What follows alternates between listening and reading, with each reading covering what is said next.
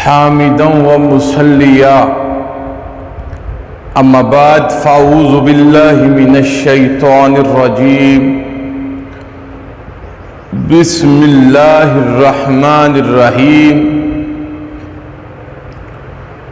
قل ان کنتم تحبون اللہ فاتبعونی یحببکم اللہ صدق اللہ مولانا العظیم الصلاۃ والسلام علیکہ یا سیدی یا رسول اللہ وعلی آلکہ واصحابکہ یا خیر خلق اللہ الصلاۃ والسلام علیکہ یا سیدی یا نبی اللہ وعلی آلکہ واصحابکہ یا خیر خلق اللہ۔ وہ معزز تھے زمانے میں مسلمان ہو کر، ہم خوار ہوئے تارک قرآن ہو کر۔ معزز دوستوں، بزرگوں، بھائیوں، السلام علیکم ورحمۃ اللہ وبرکاتہ۔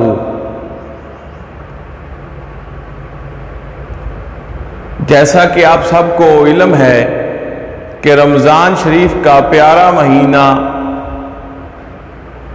چل رہا ہے۔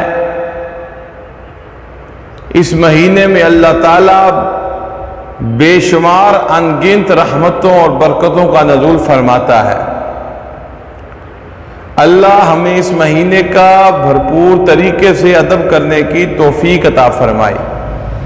معزز احباب، جس دور میں میرے اور آپ کے آقا حضرت محمد مصطفیٰ صلی اللہ علیہ وآلہ وسلم دنیا میں تشریف لے کر آئے، وہ دور زمانہ جاہلیت کا دور تھا۔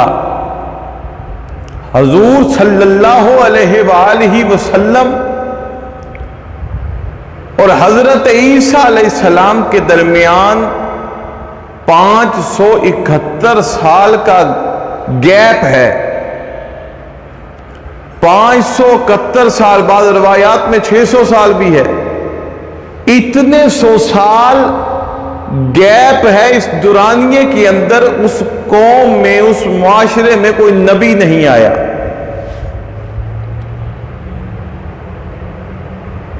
یارو آپ خود فیصلہ کرو، اگر 2 دن باپ گھر پہ نہ رہے اولاد بگڑ جاتی ہے، اور جس قوم میں 571 سال نبی کوئی نہیں آیا، اس قوم کا کیا بننا تھا؟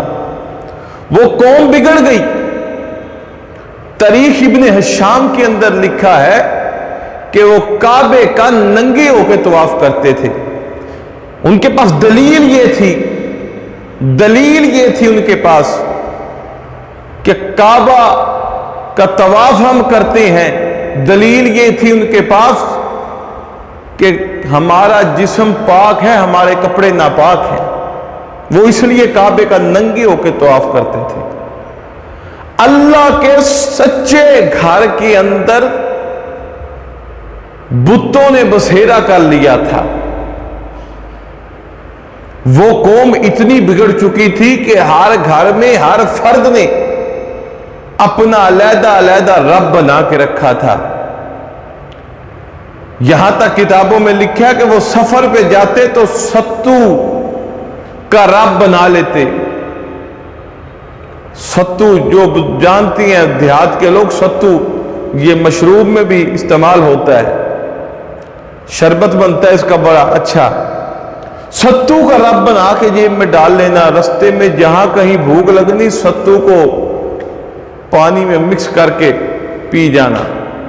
یارو جو رب کھایا جائے وہ رب تو نہیں نہ ہو سکتا، جو رب جیب میں آ جائے وہ رب تو نہیں نہ ہو سکتا۔ اللہ تو وہ ہے جس نے ساری کائنات بنائی ہے، سارا کائنات کا نظام اللہ چلا رہا ہے۔ پر وہ بگڑ گئے تھے یارو، وہ اتنے بگڑ چکے تھے کہ بیٹی پیدا ہوتے ہی دفن کر دیتے تھے۔ وہ اتنے بگڑ چکے تھے کہ غلام کے تھپڑ مارنا، غلاموں پر ظلم کرنا، غلاموں کی چمڑیاں اتار دیتے تھے۔ وہ اتنے بگڑ چکے تھے، باپ نے مر جانا، بڑے بیٹے نے چادر ماں کے سر پہ رکھ کے اس کا خامند بن جانا۔ وہ اتنے بگڑ چکے تھے، اتنے بگڑ چکے تھے، یتیم رستے میں مل جانا، اس کے منہ پہ تھپڑ مارنا، تیرا باپ کیوں مرا ہے؟ بزرگ سفید داڑھی والا مر جانا، اس کی داڑھی پکڑ کے اس کے منہ پہ تھپڑ مارنا، تیری داڑھی کے بال سفید کیوں آئے ہیں؟ یارو اس غیر گزرے معاشرے کے اندر میرے آقا نے اپنا کردار دکھایا، میرے آقا نے اپنا اخلاق دکھایا، میرے آقا نے اپنے کردار سے ثابت کیا کہ او لوگوں، میں بتاتا ہوں کہ دنیا میں آنے کا اصل مقصد کیا ہے، اصل مدعا کیا ہے۔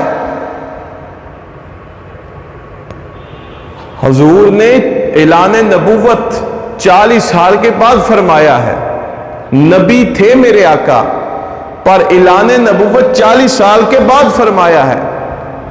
اس 40 سال کے عرصے کے اندر، اس 40 سال کے ٹینیور کے اندر میرے آقا نے ایک دفعہ بھی نہیں فرمایا کہ میں اللہ کا نبی ہوں۔ نبی تھے، کیونکہ نبی دنیا میں آ کے نہیں بنتا، نبی دنیا میں بنا کر بھیجا جاتا ہے۔ نبی تھے پر اعلان نبوت نہیں فرمایا، اظہار نبوت نہیں فرمایا، ایک دفعہ بھی نہیں حضور نے فرمایا میں اللہ کا نبی ہوں۔ ان 40 سال کے عرصے کے اندر، اس 40 سال کے دورانیے کے اندر ایک دفعہ بھی نہیں فرمایا۔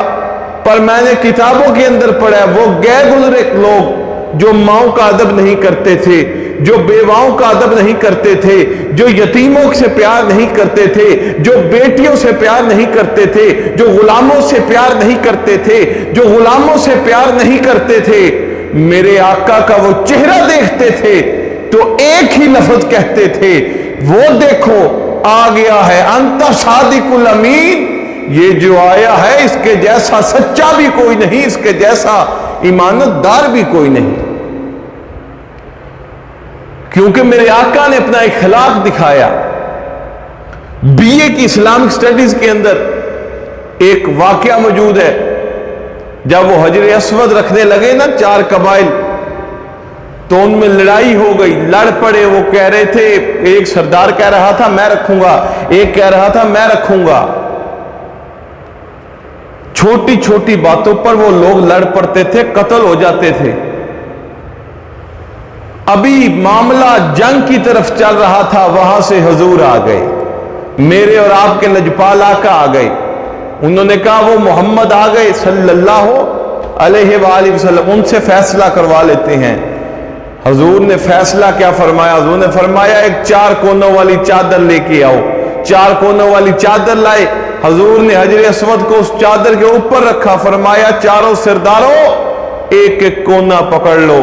چاروں سرداروں نے ایک ایک کونا پکڑا اور وہاں جا کے حجر اسود کی جگہ پہ جہاں حجر اسود ہے وہاں رکھ دیا، اور بعد میں کہنے لگے محمد اگر آپ نہ آتے تو ہم تو خسارے میں تھے، ہم تو لڑائی جھگڑوں میں پڑ گئے تھے، آپ آئے اور آپ نے ہماری صلح کروا دی۔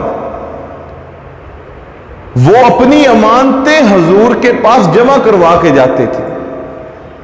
ابھی اعلان نبوت نہیں فرمایا، یہ 40 سال کے پہلے کا عرصہ بتا رہا ہوں، وہ 40 سال کا ایریا بتا رہا ہوں۔ کتابوں میں لکھا ہے، ایک سیرت کی کتاب مولانا عطا المصطفیٰ جمیل نے اس کا ترجمہ کیا، اس میں لکھا ہے کہ وہ لوگ حضور کے شرم و حیا کی قسمیں اٹھاتے تھے۔ مکے کے اندر 5 عورتوں میں لڑائی ہو گئی، 5 عورتوں میں۔ آپ کو پتا ہے لڑ پڑے عورتیں تو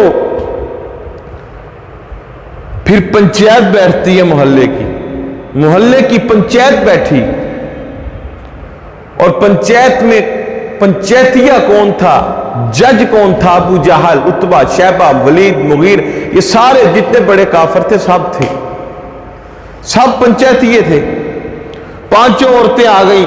ابو جہل نے کہا بھی ہاں بھی 5 اپنا اپنا گواہی پیش کرو۔ پہلی عورت کھڑی ہوئی، ان کے 4 ہیڈ رب تھے، لات، منات، عزا، حبل۔ پہلی کھڑی، اس نے کہا ابو جہل میں سچی ہوں، مجھے لات کی قسم۔ دوسری نے کہا میں سچی ہوں، مجھے منات کی قسم۔ تیسری نے کہا میں سچی ہوں، مجھے حبل کی قسم۔ चौथी ने कहा अबू जहल मैं सच्ची हूं, मुझे मनात की कसम। चारों हैडर अब जब उन्होंने कस्में उठा ली ना, पांचवीं की तरफ अबू जहल हंस के देखने लगा और कहने लगा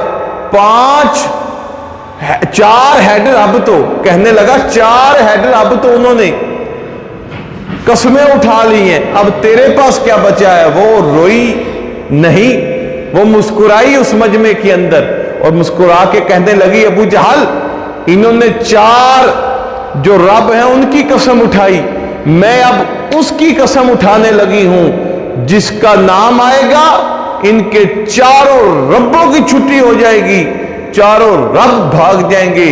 उसने कहा वो लात से भी बड़ा है, वो मनात से भी बड़ा है, वो उज़्ज़ा और हुबल से भी बड़ा है।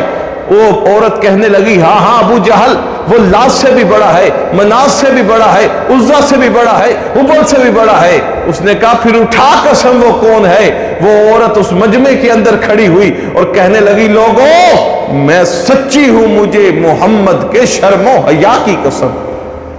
जुमा के अंदर अबू जहल खड़ा हुआ और खड़ा होके कहने लगा लोगों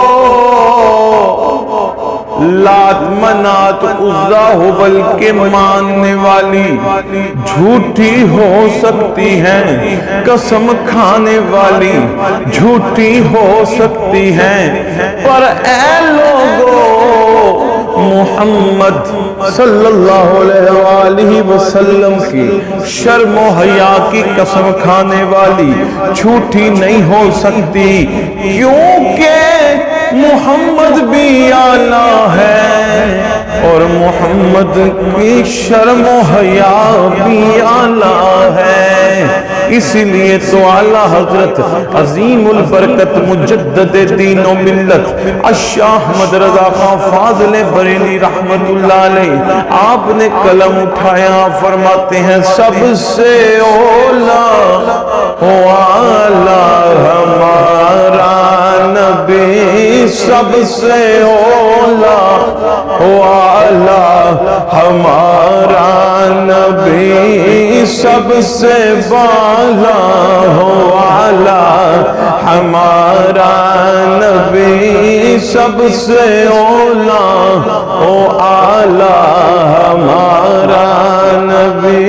मुल्क कौनैन अंबिया ताजदार, मुल्क कौनैन अंबिया ताजदार, मुल्क कौनैन में अंबिया ताजदार, ताजदारों का आका हमारा नबी, ताजदारों का आका हमारा नबी, ताजदारों का आका हमारा नबी।